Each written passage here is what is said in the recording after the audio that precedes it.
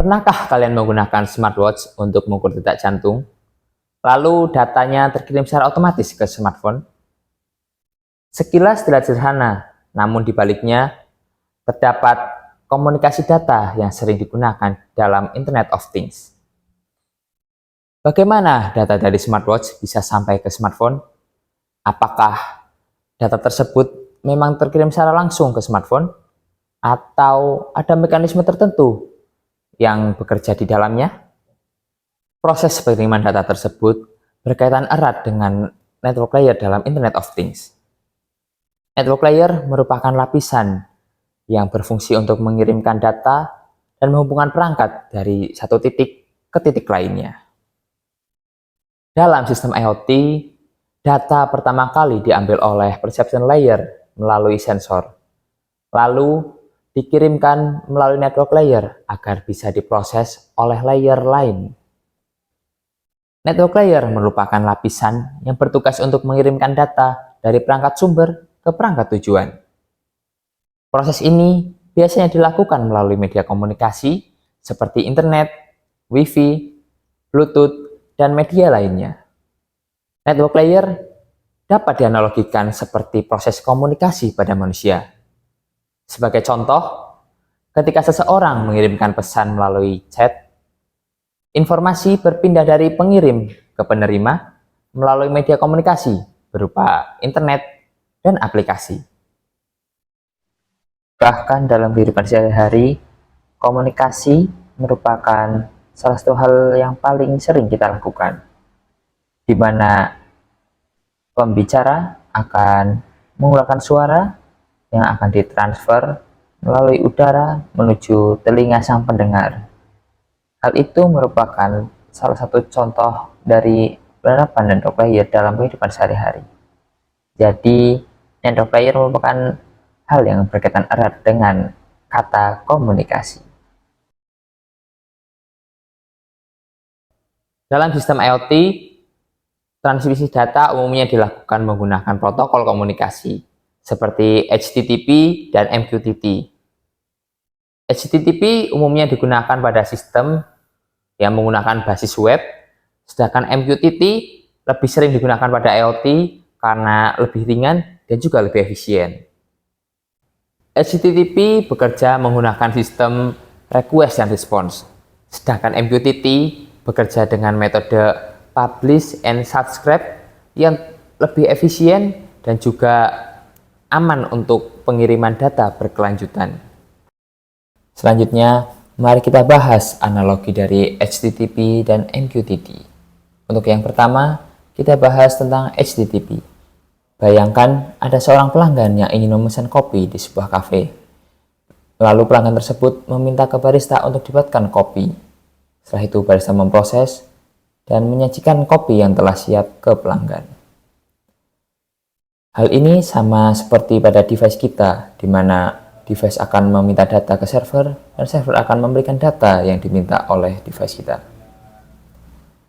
Istilah ini disebut dengan request response atau RR, di mana klien akan request dan server akan merespon. HTTP merupakan protokol komunikasi dengan sistem one-to-one, di mana data hanya berpindah dari satu device ke device lain secara bergantian, tidak bersamaan. Jadi akan memerlukan waktu yang lebih lama. Sekarang kita bahas protokol MQTT pada network layer. Bayangkan ada seorang pengusaha yang memiliki sebuah produk. Kemudian ia ingin agar produk tersebut dikenal oleh banyak orang. Ia memilih papan reklame sebagai media pengiklanan. Setelah dipasang, iklan akan bisa dilihat oleh siapapun. Siapapun yang bisa melihatnya pasti akan mendapatkan informasi terkait produk tersebut. Hal ini sama juga dengan iklan digital yang sering kita lihat. Lalu, mari kita ganti pengusaha menjadi sebuah publisher dan papan reklame sebagai sebuah broker. Data dikirim dari publisher dengan metode publish ke broker. Lalu, broker harusnya bisa mengirim data ke subscriber. Namun, di sini subscriber yang akan meminta dengan satu interaksi yaitu handshake, maka subscriber secara resmi melakukan subscribe kepada broker dan akan mendapatkan data secara instan. Berbeda dengan HTTP, MQTT menerapkan one to many, di mana satu data bisa di-subscribe oleh banyak orang, asalkan data tersebut telah dipublish ke broker dan telah di-subscribe oleh banyak subscriber. Untuk memahami network layer secara lebih dalam, mari kita lakukan eksperimen sederhana sebagai berikut. Baik, untuk langkah pertama, siapkan sebuah komputer dan juga koneksi jaringan internet. Kemudian buka browser kalian dan ketik link berikut.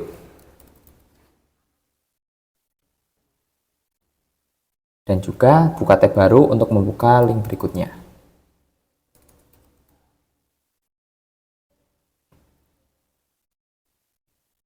Setelah itu, buka kedua tab dalam mode split view.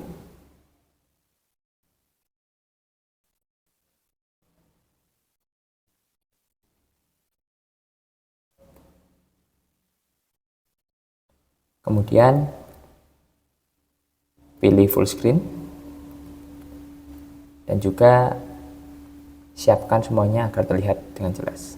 Selanjutnya kita mulai eksperimennya dengan mengklik start simulation di sini dan tunggu sampai sekitar 30 detik ke depan.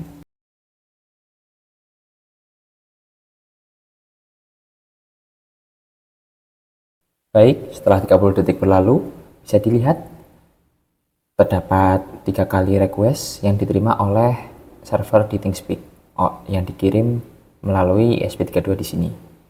Dan di sini bisa dilihat bahwa ketika request dikirim, data tidak langsung masuk ke dalam server ThinkSpeak, melainkan harus ada proses sebelum update data dilakukan. Jadi, seperti itulah cara kerja dari HTTP dalam aplikasi IoT.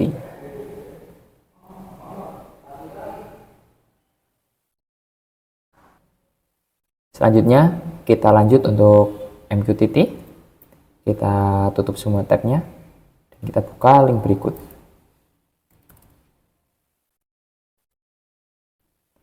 Seperti tadi, buka dalam dua tab dan kemudian pilih mode split view. Lalu pilih full screen lagi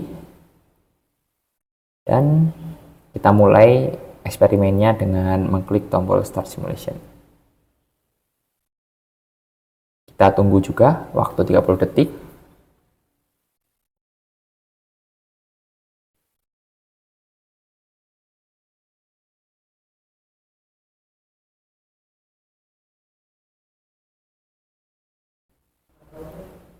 Baik, setelah 30 detik bisa kita lihat bahwa terdapat 10 kali publish data ke broker. Di sini dibuktikan dengan grafik yang ada 10 titik ini dan juga list dari serial monitor yang ada di ESP32. Dan bisa kita lihat setiap kali data terupdate pada layar di sini, maka akan langsung tersinkron pada subscriber yang berada di website adafree.io.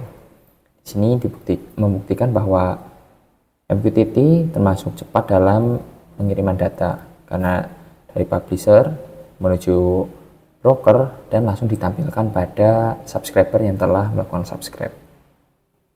Jadi seperti itu bagaimana MQTT bekerja dalam IoT yang sebenarnya. Nah, apa sih Mbak, mau beli es gudeg ada? Mau beli apa? Ini pilihannya mas. Mau yang kulin aja? Es? Iya. Pakai gula nggak? Udah, nggak pakai gula aja. Mau kulin es.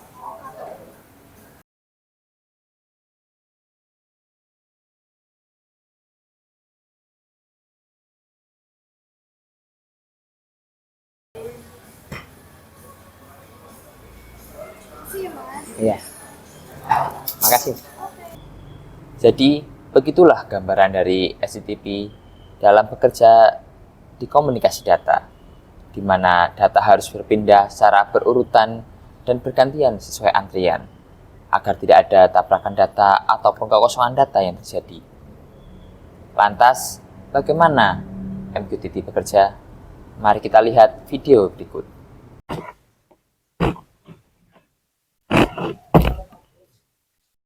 Semoga dengan banner ini banyak yang join komunitas Steam.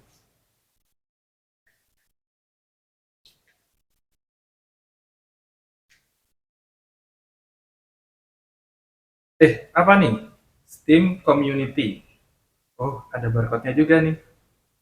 Join up. Oke.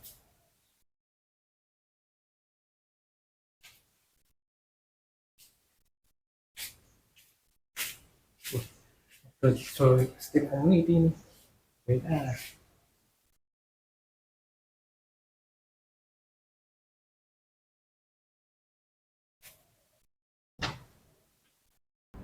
Dan begitulah bagaimana MQTT bekerja, di mana data dari publisher akan dikirim ke broker, lalu broker akan mengirimkan data kepada subscriber setelah terjadi handshake. Namun di sini tidak hanya ada satu subscriber, namun banyak subscriber, banyak waktu, dan juga banyak tempat. Sekarang mari kita coba hitung mana yang lebih cepat antara HTTP atau MQTT. Anggap saja ada 5 perangkat yang meminta data dari sebuah server. Ketika menggunakan HTTP, salah satu perangkat sudah mengirim respon terlebih dahulu ke server dan disusul oleh 4 yang lain. Namun, server tidak langsung memberikan respon kepada keempat device yang lain karena server akan melayani perangkat pertama karena dialah yang meminta data terlebih dahulu. Oleh karena itu, ada 4 antrian tersisa di belakang perangkat yang pertama. Selanjutnya, ketika kita pindah ke MQTT, maka data yang tadinya ingin diminta sudah dikirim ke broker. Lalu di broker, kita tinggal melakukan subscribe ke broker tersebut dan kelima perangkat bisa mendapatkannya secara langsung, bahkan bisa dikatakan real time. Hal itu karena broker menangani semuanya secara langsung dengan metode subscribe dan publish yang sudah diterapkan di MQTT. Jadi, bisa kita anggap bahwa MQTT memang lebih cepat daripada HTTP dalam transmisi data. Network layer merupakan lapisan kedua dalam arsitektur Internet of Things. Layer ini memiliki tugas utama untuk menyampaikan data yang telah didapatkan di perception layer menuju layer di atasnya. Lalu, pada penerapannya, ada 2 protokol yang sering digunakan, yaitu HTTP dan MQTT, yang masing-masing memiliki kelebihan dan kekurangannya masing-masing. Kemudian, layer ini bisa kita kaitkan dengan erat pada komunikasi sehari-hari kita, karena keduanya sama-sama memiliki tujuan yang sama, yaitu menyampaikan data atau informasi ke lainnya. Layer ini merupakan layer yang penting karena pada dasarnya komunikasi yang baik adalah kunci dari segala hal. Terima kasih dan sampai jumpa kembali.